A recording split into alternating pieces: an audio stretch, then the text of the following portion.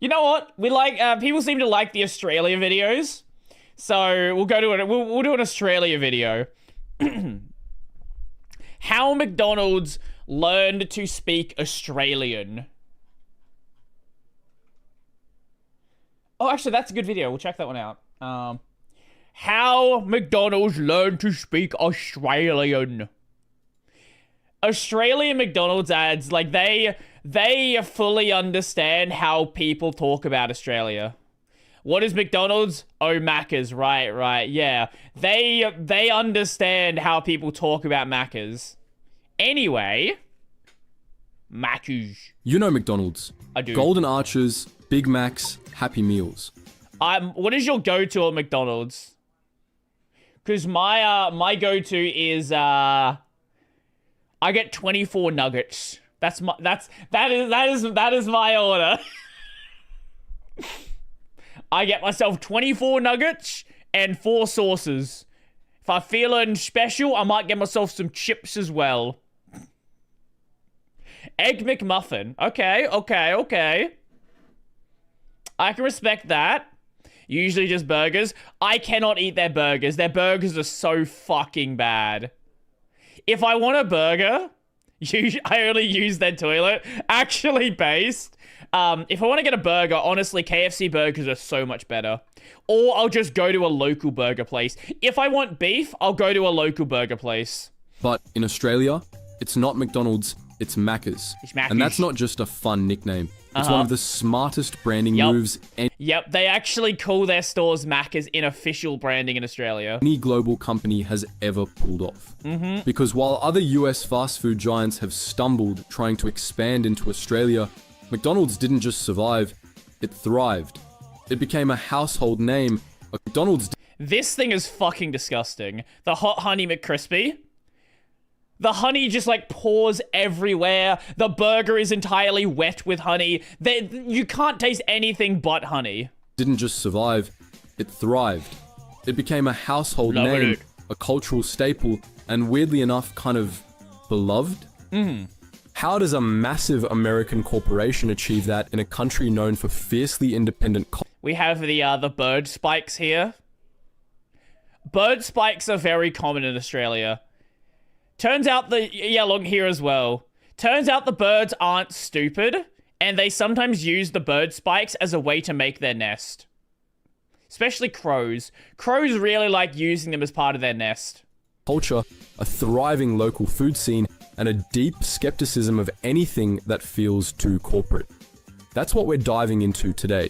The genius marketing behind Maccas, and why it's one of the most successful examples of global even the signs of spikes, everything is a fucking spike. Localization in modern business. So, let's start with the name, Maccas. It wasn't born in a McDonald's boardroom. It didn't come from a focus group. Yeah, this is the thing. This is just naturally how the name evolved. And then they were like, oh, okay, sure, if that's how you're gonna call us, fucking A, let's go for it then. That's the name we use. It came straight from the people, like most Australian slang. Aussies are famous for shortening names. Breakfast becomes brekkie, sunglasses become sunnies, McDonald's became Maccas. And instead of fighting it, McDonald's embraced it. In 2013, for Australia Day, 13 McDonald's locations literally changed their signs to read Maccas instead. It was cheeky, attention-grabbing, and absolutely more fucking bird spikes. They're everywhere. Once you see them, you can't unsee them. Viral. But more importantly, I think it's in it told Melbourne, Australians, we get it. This feels We're part Melbourne-y. of this culture. That's rare. Most global companies try to preserve their identity. Yep. McDonald's flipped the script and said, we'll become what Unless your name is Burger King, in which case you are forced to change your name because some guy in South Australia owned a local place called Burger King and didn't want to sell you the name. So then you was like, fuck it. New name then. Hungry Jacks it is. you call us. That one move earned millions in free press and turned what was once a foreign brand into something Australians could own. But this wasn't just about a name. The real genius? McDonald's didn't stop there. They localized everything. because Aussie customers don't want an American. This is too far. No one. This is too far. This is cringe. This is cringe corporate stuff. No one does this. This is they were like, okay, we have a good idea. Let's make it bad. Let's go with it too far until it's cringe. Can experience copy pasted into their world. They want something that speaks their language, culturally, literally, and culinarily. Let's talk about the menu. In Australia, you're not just getting a Big Mac. Yeah, this is a real thing, by the way. This is a real thing, and it's actually surprisingly good. I am not joking when I say this is actually good. I don't know how it is good. It does not make sense how it is good. But the Vegemite McShaker seasoning, if you ever get a chance to try it, I recommend it. Mac and fries. You've got burgers with beetroot and egg, like the Maccas, or the Aussie Angus. Yeah, this is a thing that's very common here. Egg on a burger and beetroot. I'm not a fan of beetroot myself. I don't really get it. I don't know why people like it, but very, very common here. And if you go to a place and it's like, hey, you want to get a burger with the lot, usually the lot is going to mean, it can kind of differ in some places, but usually it's going to mean cheese, tomato, beetroot, lettuce, onion, egg. And obviously the burger patty. And then whatever sauce they use. Usually, yeah, whatever sauce they use. And every now and then, you'll see collaborations with iconic Aussie brands like the Tim Tam McFlurry. Yes. I don't know if these are good. I didn't try it. These aren't just novelty items. They're based on No, they are novelty items. They're novelty items. real local food preferences. Australians like freshness, variety, and regional ingredients. I as someone who worked in McDonald's for too long, they're not fresh. They are local. But it's just frozen burger. Like the nuggets you get are just the same I think most of it, if I recall correctly at the time, I want to say Steggles was the supplier. So the Steggles nuggets you would buy in the supermarket and the Steggles nuggets the McDonald's would cook, those are the same nuggets. The McNuggets are just the nuggets you get in the store. The only difference is the heat they're cooked at, the oil they're cooked in, things like that. Ingredients. So Maccas gave them that. I will say the lettuce and stuff is fresh, and like the tomato and stuff like that. Like the tomatoes, with the tomatoes, you would literally cut up tomatoes the day of. So that's all fresh. And eggs, eggs are as fresh as eggs are going to be. You buy eggs, you cook the eggs there. But the actual meat, it's just frozen meat. There's nothing that crazy about it. Even on the health front, Maccas Australia, I think it was Steggles and Ingham, depending on where you are in the country. That makes sense. has adapted. With a more health-conscious public, It was the Steggles menu at my now store. includes wraps, salads, and grilled chicken options. Literally no one buys these. No, I worked in McDonald's. I think I made a salad every 3 days. The wraps are more common. The wraps people do actually buy remotely often, but no one buys a fucking salad at McDonald's. It's wraps, salads, and grilled chicken options. These changes are subtle, but they matter because they signal that McDonald's is paying attention to... Off topic, I didn't realize the Dan to Dan trailer dropped 4 days ago. Yeah, I'm excited. I'm very excited. What people actually want, not just what the global playbook says. And that playbook, it got completely rewritten in Australia when McDonald's launched something that would go on to become one of its most influential innovations, Mac Cafe. If you didn't already know, Mac Cafe was born in Melbourne. Why are you saying Mac Cafe? It's McCafe. Why the fuck are you saying it like that? In 1993. And this wasn't a small experiment. It was a direct response to a very real challenge. Australia's coffee culture. See, Australians don't play around with coffee. They basically created the flat McAfee. white. Local cafes are everywhere, and Aussies know the difference between a good espresso and a bad one. They'll drink it anyway. Maybe this guy won't. This guy looks coffee snobby. But most people don't care. McDonald's They'll drink it, but they might complain about it. couldn't compete by offering basic drip coffee, so they pivoted hard. McAfee introduced espresso machines, baristas, and a separate cafe-style menu inside McDonald's. Does Australia have public transport? I can't speak for every other state. We have a reasonable public transport system within the city and within the suburbs. Melbourne is way better. In Melbourne, you can get a bus from the airport directly to the city centre. I don't know about WA or NT or Tasmania, but here it's fine. It's much better than most of the US, I'll say that. If you want to get around, you can get around with public transport just fine. It's pretty much on time. It's fast enough. Our trains got an upgrade not that long ago. We had more tram lines in the past. Some of them got decommissioned. We still have a couple of them. I know there are definitely talks of bringing more of them back. Melbourne trams are good. I hear that. Locations.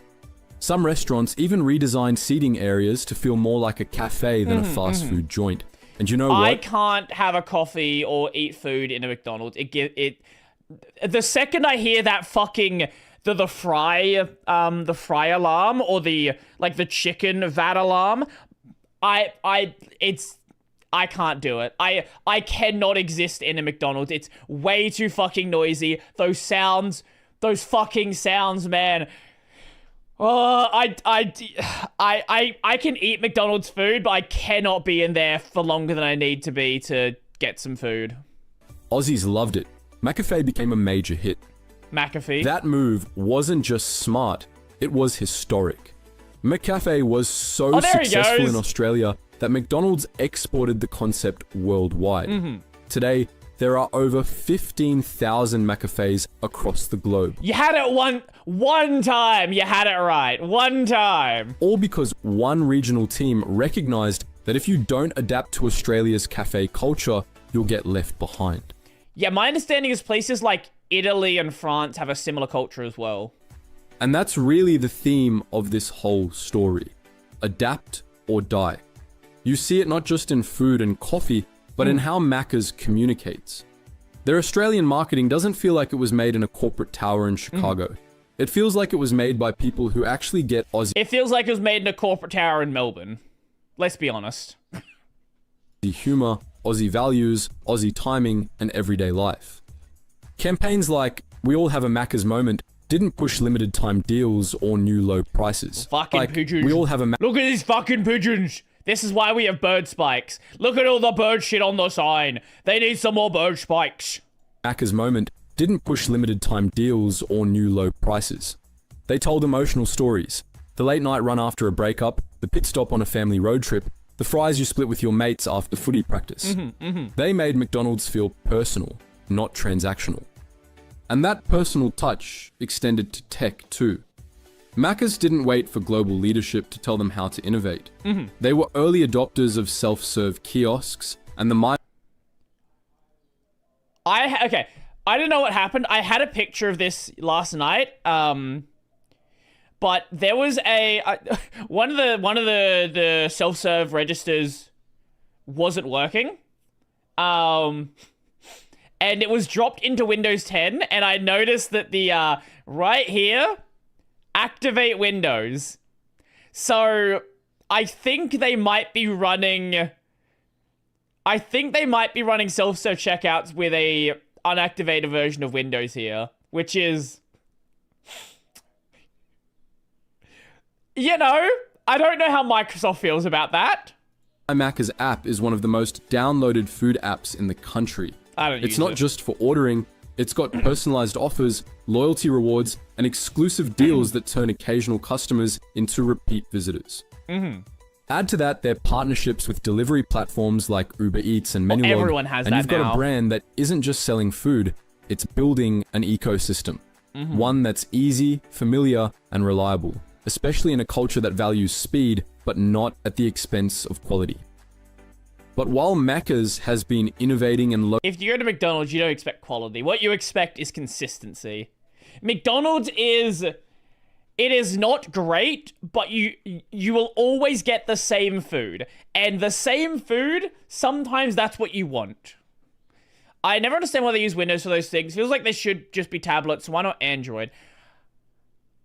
I don't know, actually. I actually could not tell you. Maybe it's not being able to lock down Android enough. I'm not sure. localizing for decades, their competitors, not so much. Let's take Taco Bell, for example.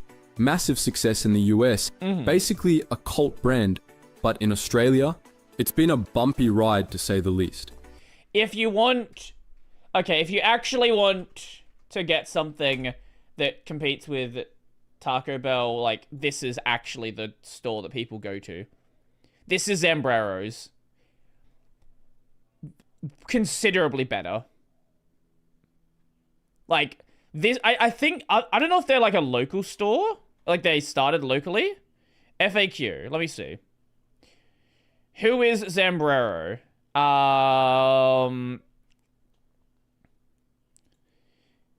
Zambrero is Australia's largest Mexican quick service. Where did they start, though? I actually don't know.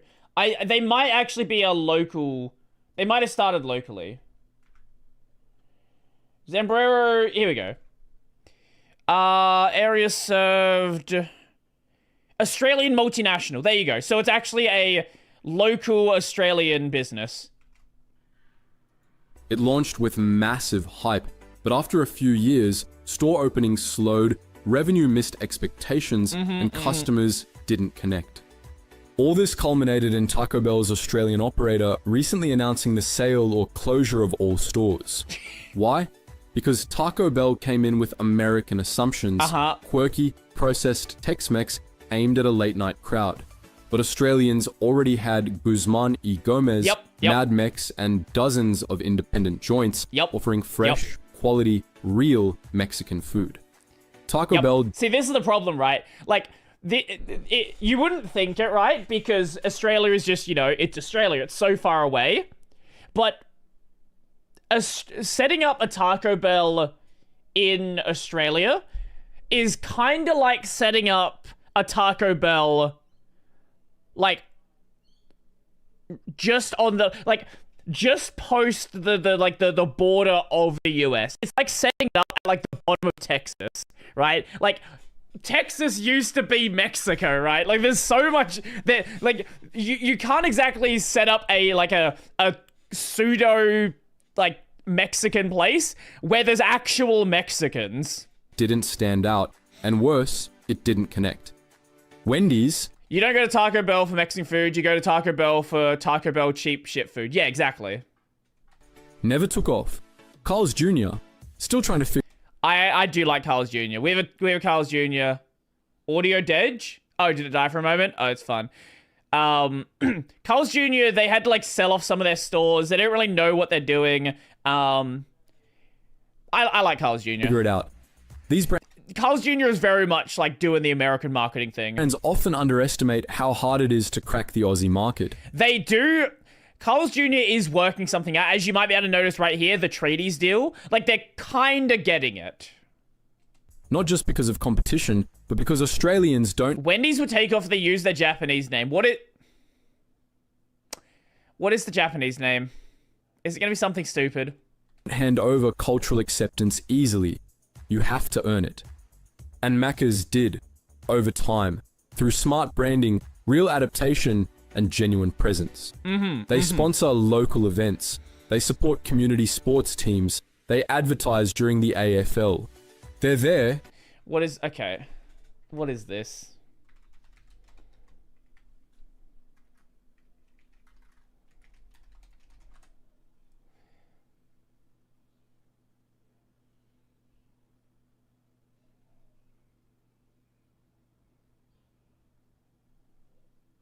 Do you mean First Kitchen? Oh. Colloquially, the restaurant is frequently abbreviated to... Okay, so the Japanese name is Fasto Kitchen. So people often shorten it to fucking.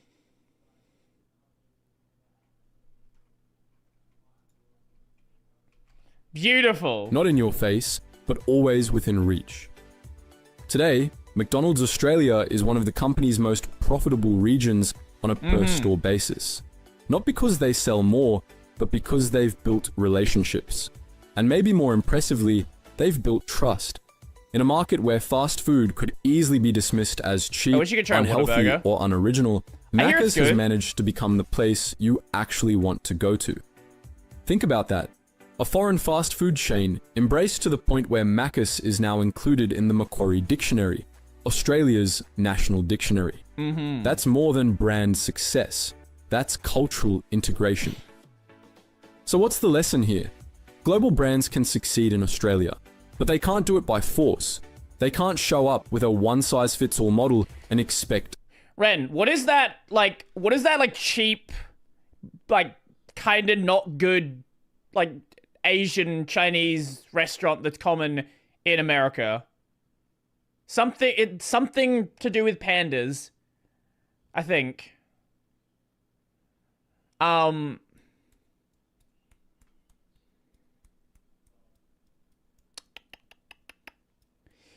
hearing stories about Jollibee gaining popularity in the US. Yeah, Panda Express. So, we have a lot of Chinese immigrants here, a lot of Vietnamese immigrants here.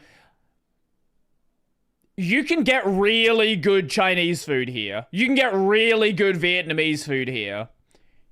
And setting up a place like that here, yes, you do still have some of that in like in malls with like a food court area. But usually they're run by like Chinese people. Like, it's very rare you see someone who's white working there. Loyalty. Maccas succeeded because it learned to listen, to adapt, and most of all, to respect the culture it entered. And it's not just about burgers. It's about strategy. It's about empathy. You don't want a job It's at about Maccas. knowing that brand love doesn't come from flashy ads or limited time offers. Another good example is, like, if you had fake Greek food. We have a lot of Greek people here. Or, like, fake German food. We have a lot of German food here. So, I actually did watch a video about this a long time ago. American Chinese food is actually, like, its own kind of Chinese food. Like, it's made by... Like, it was started by Chinese immigrants, but it's basically like a... So you know how there's like Tex-Mex? It's kind of like that. It's kind of like an American Chinese fusion. It comes from consistency, connection, and a willingness to evolve. So, the next time you hit up Maccas for a cheeky McChicken or a frozen Coke, remember, you're not just grabbing fast food, you're walking into one of the best branding case studies of the 21st century. Now here's the big question. Can anyone else pull off what Maccas has done? Or did McDonald's simply... Can anyone else pull it off? Honestly, Hungry Jack's kind of has. I would argue Hungry Jack's pretty much has done strike the perfect balance at the... It's just Hungry Jack sucks. perfect time. Is this repeatable or lightning in a bottle? Let us know what you think in the comments. And if you enjoyed this breakdown, give it a like, hit that subscribe button, and tap the notification bell so you don't miss the next one. Thank you guys so much for watching, and as always, stay curious. True, brother. That was a good video. I like that. I like Burger King, but they keep closing near me. I wonder why. Unrelated, but I'm going to bring this up since you're going on about how to pronounce McCafe. Okay, what is this?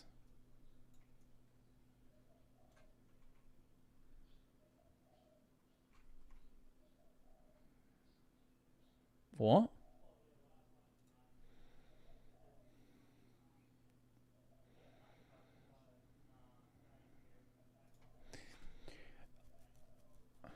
Oh, John McAfee.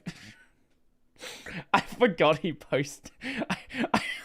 I forgot that McAfee posted about JoJo at one point.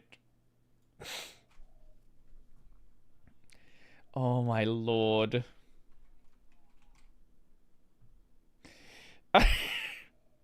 Anyway, that was a good video. I very much did appreciate that.